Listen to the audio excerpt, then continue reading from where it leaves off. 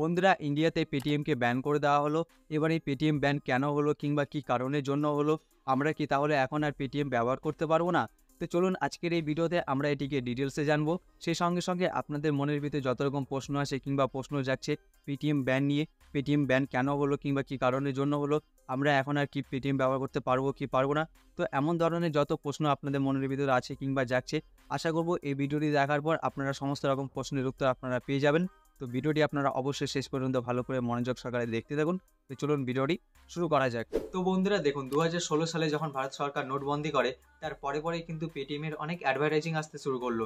যেমন বিভিন্ন social media পেজগুলোতে, তারপর হচ্ছে বিভিন্ন নিউজ পেপারে আর্টিকেলস আসতে শুরু করলো, অ্যাড আসতে শুরু করলো যে এখন এটিএম নয় পেটিএম করো। তারপরে বিভিন্ন সোশ্যাল মিডিয়া প্ল্যাটফর্মগুলোতে পেটিএম এর অ্যাড আসতে শুরু করলো, এখন এটিএম নয় পেটিএম করো। তো নোটবন্দির পরে যখন পেটিএম এর এই অ্যাডগুলো চলতে শুরু করলো যে এখন এটিএম নয় পেটিএম করো, অনেক লোক কিন্তু ধীরে ধীরে পেটিএম এর সঙ্গে কানেক্টেড হতে থাকে, পেটিএমটাকে ব্যবহার করতে শুরু করে।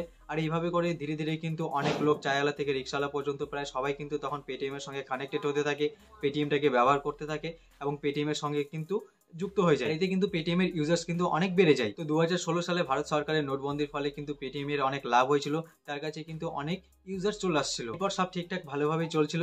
এবার চলতে চলতে 2017 সালে পেটিএম তার পেমেন্টস ব্যাংক লঞ্চ করে। আরবিআই তাদেরকে ব্যাংক খোলার পারমিশন দিয়ে দিল, অর্থাৎ অনুমতি দিয়ে দিল। তার সঙ্গে সঙ্গে আরবিআই তাদেরকে কিছু নিয়ম এবং গাইডলাইন্সও দিয়ে দিল যে এই নিয়ম এবং গাইডলাইন্সগুলো আপনাদেরকে সঠিকভাবে ফলো করতে হবে, অর্থাৎ পালন করতে হবে। তো পেটিএম বলে যে ঠিক আছে, আমরা আপনাদের গাইডলাইন্সগুলো এবং নিয়মগুলো সঠিকভাবে পালন করব। এখানে পেটিএম পেমেন্টস ব্যাংক বলতে সম্পূর্ণভাবে কিন্তু একটা ব্যাংক না, ব্যাংকেরই কিছু সার্ভিস কিন্তু পেটিএম পেমেন্টস ব্যাংকের মাধ্যমে দিতে শুরু করলো। যেমন আপনারা পেটিএম পেমেন্টস ব্যাংকের মাধ্যমে এফডি করতে পারবেন, সেভিংস অ্যাকাউন্ট খুলতে পারবেন, টাকা ট্রান্সফার করতে পারবেন, আর আপনার হচ্ছে পেটিএম পেমেন্টস ব্যাংকের মধ্যে টাকা রাখতে পারবেন। এছাড়াও ব্যাংকের আরো কিছু কিছু সার্ভিস কিন্তু তারা পেটিএম পেমেন্টস ব্যাংকের মাধ্যমে দিতে শুরু করলো। আর এইভাবে কিন্তু তাদের পেটিএম পেমেন্টস ব্যাংকটা তখন চলতে শুরু করলো। এরপরও সব ঠিকঠাক ভালোভাবে চলতে থাকে। এবার চলতে চলতে 2018 সাল থেকে পেটিএম এর উপর অনেক কমপ্লেন্টস ইস্যুস আসা শুরু হয়ে গেল। তখন আরবিআই তাদেরকে নোটিশ পাঠাতে শুরু করলো। অফিসিয়ালি তারা নোটিশ পাঠাচ্ছিল না, কিন্তু তাদেরকে সাবধান করার জন্য, অ্যাভয়েড করার জন্য আরবিআই তাদেরকে নোটিশ পাঠাচ্ছিল যে আপনারা আমাদের নিয়মগুলোকে, গাইডলাইন্সগুলোকে সঠিকভাবে পালন করছেন না, অর্থাৎ মানছেন না, আপনারা নিজের ইচ্ছা মতো কাজ করে যাচ্ছেন। তো এটা হচ্ছে আরবিআই পেটিএমকে বলছিল। তখন পেটিএম বলছে যে না ঠিক আছে, আমাদের এবার ভুল হয়ে গেছে, আমরা নেক্সট টাইম থেকে এই ভুলগুলো আর করবো না, আপনাদের নিয়মগুলো, গাইডলাইন্সগুলো আমরা সঠিকভাবে পালন করবো। তখন আরবিআই বলে যে ঠিক আছে। এবার আবার সে তখন একইভাবে আবার চলতে থাকে। এবার চলতে চলতে 2022 সাল শেষ সাল আসে, যে সালে আরবিআই পেটিএমকে অফিসিয়ালি নোটিশ পাঠায় যে আপনাদেরকে ব্যাংক করার পারমিশন দিয়ে দিয়েছি, অনুমতি দিয়ে দিয়েছি, তো আপনারা নিজের ইচ্ছা মতো এখনো কাজ করে যাবেন, আমাদের নিয়মগুলো, রেগুলেশনগুলো, গাইডলাইন্সগুলো আপনারা সঠিকভাবে পালন করবেন না, ফলো করবেন না। এটা হচ্ছে আরবিআই পেটিএম কে বলছে। তখনও কিন্তু পেটিএম এসে একই কথা যে আমাদের ভুল হয়ে গেছে, আমরা নেক্সট টাইম থেকে এই ভুলগুলো আর করবো না, নেক্সট টাইম থেকে, পরবর্তী থেকে আপনাদের নিয়মগুলো, রেগুলেশনগুলো, গাইডলাইন্সগুলো আমরা সঠিকভাবে পালন করব, অর্থাৎ ফলো করব। আর সেটাই ছিল প্রথম নোটিশ যেটা আরবিআই এর দ্বারা পেটিএম পেয়েছিল। তো এভাবে করে আবার সে একইভাবে চলতে থাকে। এবার চলতে চলতে আরবিআই যখন দেখছে যে পেটিএম এখনো আমাদের সেই নিয়মগুলোকে, সেই গাইডলাইন্সগুলোকে সঠিকভাবে ফলো করছে না, পালন করছে না, তারা এখনো নিজের ইচ্ছা মতো কাজ করে যাচ্ছে, তখন 2023 সালে এসে আরবিআই কিন্তু পেটিএমকে 5.39 কোটি টাকার পেনাল্টি লাগিয়ে দেয়, অর্থাৎ দিয়ে দেয়। মানে 5.39 কোটি টাকার জরিমানা আরবিআই পেটিএম এর ওপর লাগিয়ে দেয়। তারপরেও সেই পেটিএম এর একই কথা যে আমাদের ভুল হয়ে গেছে, আমরা নেক্সট টাইম থেকে এই ভুলগুলো আর করবো না, নেক্সট টাইম থেকে, পরবর্তী থেকে আপনাদের নিয়মগুলো, রেগুলেশনগুলো, গাইডলাইন্সগুলো আমরা সঠিকভাবে পালন করব, অর্থাৎ ফলো করব। এরপরে সব ঠিক একইভাবে আবার চলতে থাকে।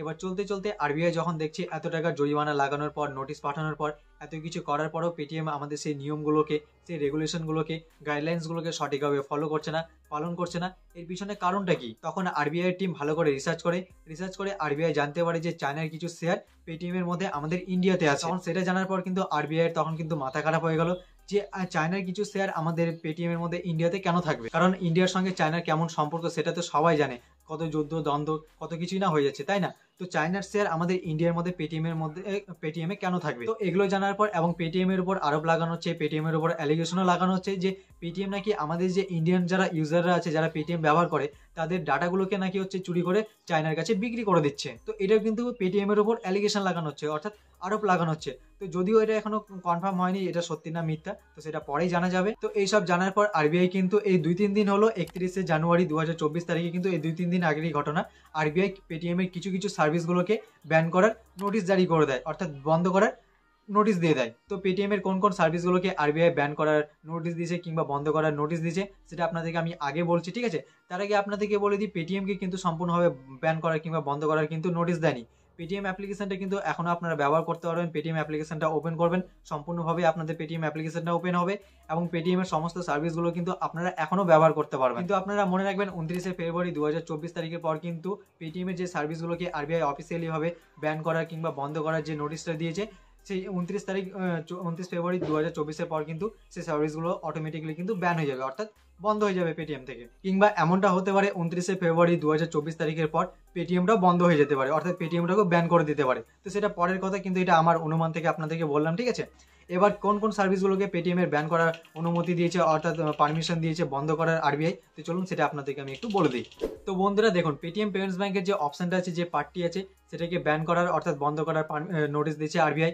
তারপর হচ্ছে ট্রানজেকশনের যে পার্টটা আছে, যে টাকা পয়সা লেনদেনের যে পার্টটা আছে, যে আপনি পেটিএম পেমেন্টস ব্যাংকের মাধ্যমে কাউকে টাকা পয়সা লেনদেন করতেন, পেমেন্ট নিতেন, পেমেন্ট রিসিভ করতেন, তো সেই পার্টটাও কিন্তু ব্যান করার অর্থাৎ বন্ধ করার নোটিশ দিয়েছে আরবিআই। তারপর হচ্ছে আপনি যে আপনার গাড়ি ফাস্ট্যাগে অনলাইনে রিচার্জের মাধ্যমে আপনার গাড়ি যে টোল ট্যাক্সটা কাটেন ফাস্ট্যাগে রিচার্জের মাধ্যমে, বাইরে যখন কোথাও যান গাড়ি নিয়ে 4 চাকা নিয়ে, তখন হচ্ছে টোল ট্যাক্সটা যে কাটেন আপনি পেটিএম থেকে আপনার ফাস্ট্যাগ রিচার্জের মাধ্যমে, তো ফাস্ট্যাগ রিচার্জটাও কিন্তু বন্ধ করার অর্থাৎ ব্যান করার নোটিশ দিয়েছে আরবিআই। তারপর হচ্ছে আপনার পেটিএম পেমেন্টস ব্যাংকে কিংবা আপনার হচ্ছে পেটিএম ওয়ালেটের মধ্যে আপনি টাকা রেখে আবার আপনার ব্যাংকে যে ট্রান্সফার করতেন, তো সেটাকেও কিন্তু বন্ধ করার অর্থাৎ ব্যান করার নোটিশ দিয়েছে আরবিআই। তারপর হচ্ছে এখন নতুন কোনো ইউজার যদি পেটিএম অ্যাকাউন্ট খুলতে চায়, তাহলে কিন্তু সে পেটিএম অ্যাকাউন্ট খুলতে পারবে না, তো সেটাকেও কিন্তু ব্যান করার অর্থাৎ বন্ধ করার নোটিশ দিয়েছে আরবিআই। তো যে সার্ভিসগুলোর কথা আপনাদেরকে বললাম, এই সার্ভিসগুলো হয়তো আপনারা এখনও পেটিএম থেকে ব্যবহার করতে পারেন সম্পূর্ণভাবে, ঠিক আছে। কিন্তু 29 ফেব্রুয়ারি 2024-এর পর কিন্তু আপনারা এই সার্ভিসগুলোকে আর একদমই ব্যবহার করতে পারবেন না। এই সার্ভিসগুলো কিন্তু অটোমেটিক্যালি পেটিএম থেকে বন্ধ হয়ে যাবে। আর একটি গুরুত্বপূর্ণ কথা আপনাদেরকে জানিয়ে দিই, আপনারা যদি আপনাদের পেটিএম ওয়ালেটে কিংবা হচ্ছে আপনাদের পেটিএম পেমেন্টস ব্যাংকের মধ্যে যদি টাকা অ্যাড করে রাখেন, কিংবা টাকা যদি অ্যাড করা থাকে কিংবা যদি থাকে, তাহলে সেটা আপনি এখনই কিন্তু আপনার ব্যাংক অ্যাকাউন্টে আপনি ট্রান্সফার করে নেন, কিংবা কোনো কিছু শপিং করে আপনি শেষ করে দেন খরচ করে, নাহলে কিন্তু 29 ফেব্রুয়ারি 2024-এর পর কিন্তু আপনার সেই টাকাটা কিন্তু একদমই নষ্ট হয়ে যাবে। তো আপনার পেটিএম পেমেন্টস ব্যাংকে কিংবা আপনার পেটিএম ওয়ালেটে যদি কোনো টাকা থাকে, তাহলে সেই টাকাটিকে আপনার ব্যাংক অ্যাকাউন্টে যদি ট্রান্সফার হয়, আপনি একবার ট্রাই করে দেখুন। যদি ট্রান্সফার হয়ে যায় তাহলে তো খুব ভালো, আর যদি ট্রান্সফার না হয় তাহলে আপনারা সেই টাকাটিকে খরচ করে কিংবা কোনো কিছু করে আপনারা শেষ করে দেন, নাহলে 29 ফেব্রুয়ারি 2024-এর পর কিন্তু আপনার সেই টাকাটা কোনো কাজে লাগবে না, সেটা আপনার একদমই নষ্ট হয়ে যাবে। তো আশা করবো আপনারা সহজে সবকিছু বুঝতে পেরেছেন। ভিডিওটি যদি আপনাদের কাছে ভালো লেগে থাকে তাহলে অবশ্যই একটা লাইক করে দেবেন। দেখা হচ্ছে পরবর্তী ভিডিওতে, ততক্ষণের জন্য সবাই ভালো থাকুন, সুস্থ থাকুন, জয় হিন্দ।